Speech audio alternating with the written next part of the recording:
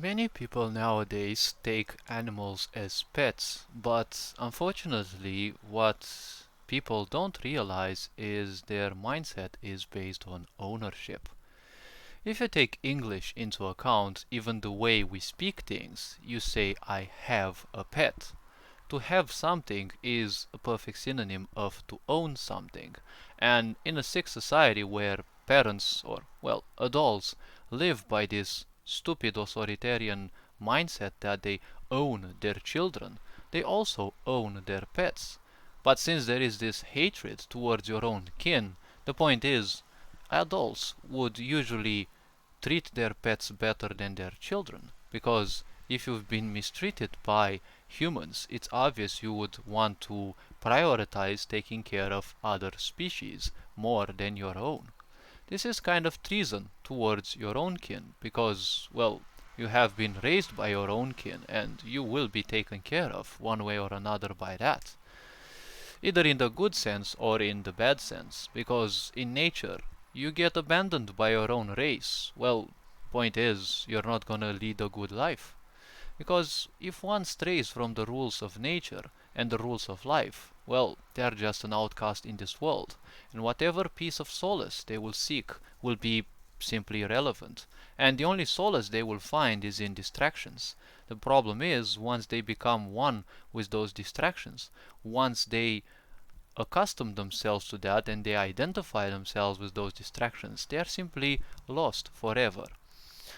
When it comes to pets, animals are simply living beings. But when you claim ownership over them, and obviously when we look at all these genetically modified species of dogs, which most likely never existed throughout history, because I doubt those small sponges of fur actually would have survived in nature, the point about most of these is yes, maybe they have been genetically modified, but the point is most people simply have been mistreated in life. They have parental issues and also a lack of attention, so they obviously demand attention.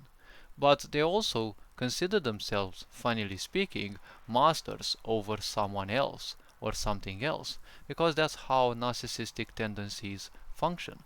You're somewhat not recognized by others as what you think you are, and obviously you should never be, because what you think you are most likely is not the same as what is in the true reality. Because the reality is you are basically nothing. You came as a nothing in this world, and you will leave this world as a nothing. Your titles are simply irrelevant. They are just of psychological importance and of mental importance because the mind is just a tool, right? It was made to gather knowledge based, to base one's survival on, right? You gather all sorts of knowledge, you sort it into wisdom, and, well, its only purpose is to make your life better. But if people live on shame and guilt, the problem is they will focus primarily on the physical nature. And the physical nature exists in a triad, okay? There is a triangle of existence, as I call it. And that is the existence of the physical body, there is the social existence, and then there's also the existence of the self. The physical body can live well without you because it was designed by nature to do so, right? It was designed to do so. You don't need to breathe consciously, although it has a lot of merits. But even if you forget to breathe, the body still does so because, well, it just doesn't want to die, and it's not stupid enough like other people to simply want to die, right? Because you have to be stupid to want to die.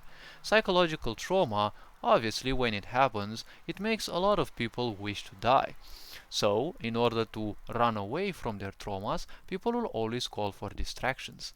And, well, obviously, pets are a very good distraction. Because, well, the point is, there is a codependency.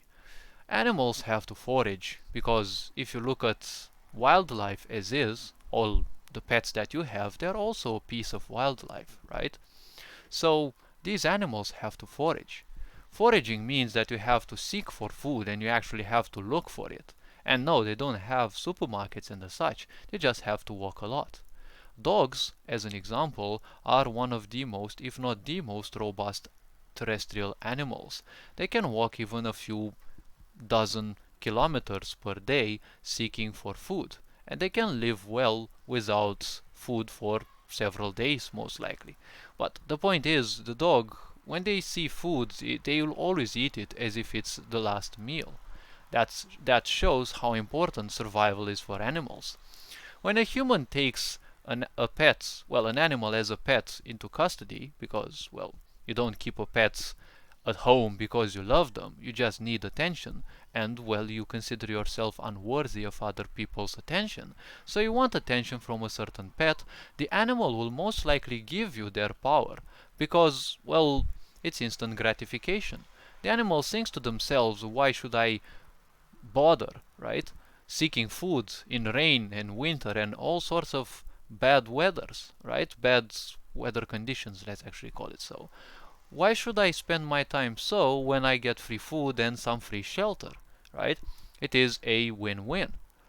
The animal gets to be the ruler in the house because as a owner of the animal, because you call yourself an owner, it means you have ownership, right? You call yourself the master of that animal.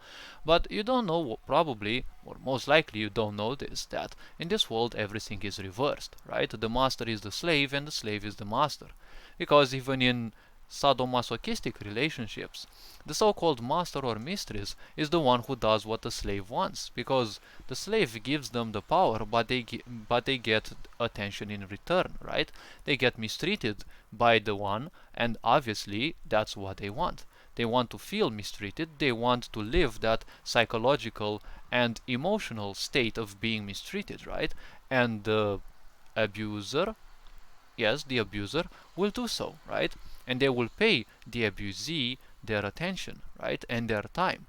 And that means you're technically their slave because you're most likely gonna abuse them the way they want. So they are technically the ones who are guiding you.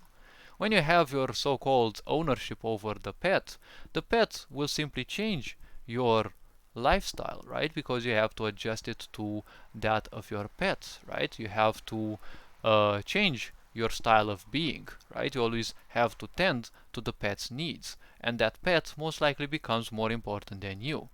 But you're always gonna be so focused on the gibberish in your mind, and you're always gonna be overthinking that even your pet won't be that important.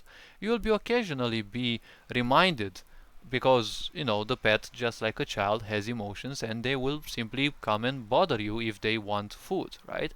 Because, well, unlike you, the pet is not gonna simply mistreat themselves. If they're hungry and they will want food, right?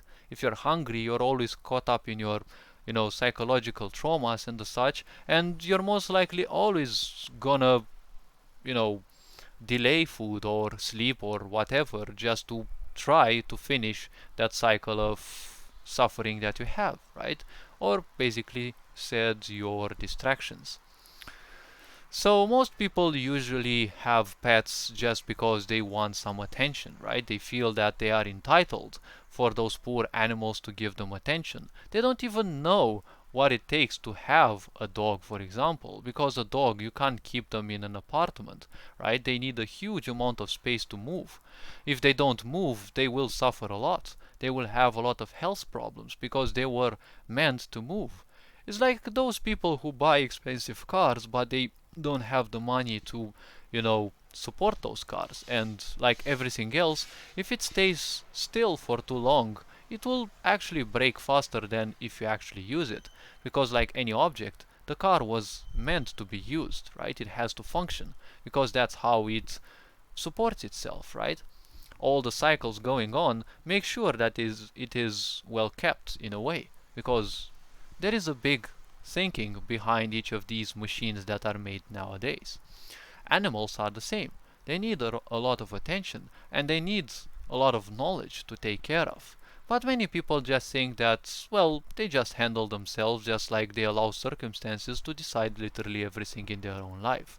So, if you want to have a pet and you're ignorant, just simply don't, because you're gonna ruin the life of that poor animal.